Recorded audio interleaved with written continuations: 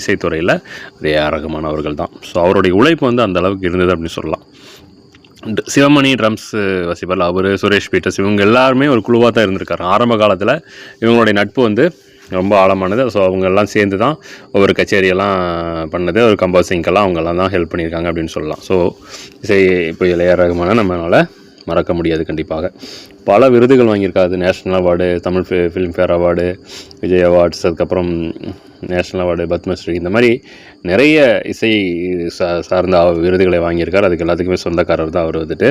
So Tamil, Hindi, Malayalam, Kannada, அதுக்கப்புறம் English, Telugu போன்ற பல்வேறு மொழிகளில் இசையமைச்சிருக்காரு. குறிப்பாக சொல்லணும்னா வந்தே மாதரம் பாடல்லாம் யாருனாலையும் மறக்க முடியாது. உண்மையாலுமே தாய் மண்ணே வணக்கம் அந்த பாடல் ஏஆர் ரகுமானுக்கு சொந்தமானது. உண்மையாலுமே நாட்டுப்பற்று உள்ள எல்லாருக்குமே ஒரு உணர்ச்சிகரமான ஒரு பாடல். அந்த பாடல் வந்து அந்த வரிகளால் இன்னும் நம்மளால் மறக்க முடியும். தாயே உன் பெயர் சொல்லும் பொழுது இதயத்தில், அந்த மாதிரி வரிகள் வந்து அது ஏஆர் ரகுமான எழுதி அவரே பாடி கம்போஸ் பண்ண அந்த பாடல் வந்து எங்கே போட்டாலுமே